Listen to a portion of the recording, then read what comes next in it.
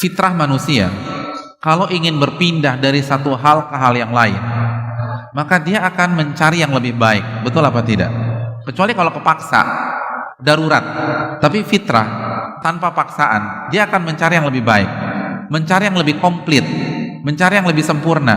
Betul nggak sih? Iya kan? Itu manusia, fitrah. Itu kalau begitu fitrahnya benar tuh. Nah, sekarang ada orang sudah ada dalam Islam.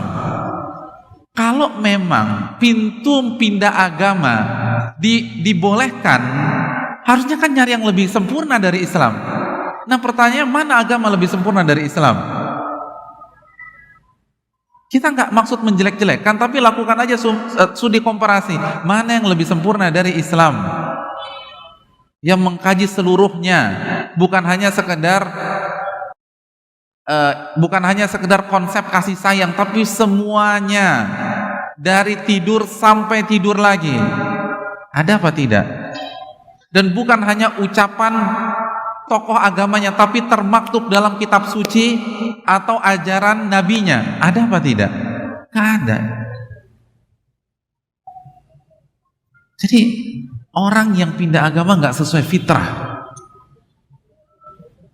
Jadi kan, makanya jangan kecewa dulu. Coba pikirkan baik-baik. Fitrah orang kalau pindah itu cari yang lebih baik, cari yang lebih lengkap. Mana yang lebih lengkap dari Islam? Apakah kita diajarkan bagaimana adab buang air di agama-agama lain? Adab tidur? Bagaimana tata cara sholat? Bagaimana ekonomi? Ada nggak ekonomi? Mohon, ada nggak ekonomi Kristen begitu? Nggak ada. Adanya ekonomi Islam, ekonomi syariah. Karena memang nggak ada konsep, semua dilepaskan aja. Jadi marilah kita berpikir jernih. Artinya bicara demikian gitu loh sama orang tersebut. Ajak bicara dengan akal sehat. Sama seperti jadi ateis. Jadi ateis. Kalau main akal-akalan, tetap aja jadi ateis itu nggak boleh. Karena risikonya lebih besar. Sekali lagi, ilmu akal-akalan. Saya ingin tanya, hadirin hadirin rahmat, ini ilmu simpel-simpelan aja. Kalau ada orang mau jadi ateis, bilang sama dia, mana yang lebih beresiko? Jadi ateis atau percaya dengan Tuhan? Jawabannya jadi ateis. Kenapa demikian?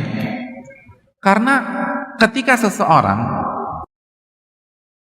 kalau ilmu ateis yang benar, jadi kalau Anda ateis, lalu ilmu Anda yang benar, maka yang ateis dan yang punya Tuhan sama-sama mati, selesai. Iya enggak? Udah nggak ada lagi. Itu teori Anda. Yang ateis dan yang percaya adanya Tuhan, hasil akhirnya hanya mati, selesai begitu saja. Tapi kalau teori Anda salah, yang benar yang punya Tuhan, Anda masuk apa? Neraka. Berarti kan ini resiko. Bisa dipahami nggak sih? Iya kan? Dari segi kita nggak usah bicara dalil, dari segi resiko-resikoan, terlalu beresiko jadi ateis. Karena kesimpulan terakhir jadi ateis, mati, selesai, nggak ada lagi, nggak ada surga, nggak ada neraka, nggak ada pembalasan. Gimana mau balas orang Tuhannya, kata mereka nggak ada. Tapi kalau qadarullah, ketika Anda mati, teori Anda salah, Anda diadab oleh Allah. Jadi kalau pakai asas resiko, mendingan apa? Mendingan punya Tuhan. Nah, sekarang kita sepakat, berarti punya Tuhan lebih aman. Ya udah, cari aja agama yang paling sempurna, yang paling komplit. Jangan yang setengah-setengah. Dan ketika Anda melakukan studi komparasi, yang paling sempurna adalah Islam.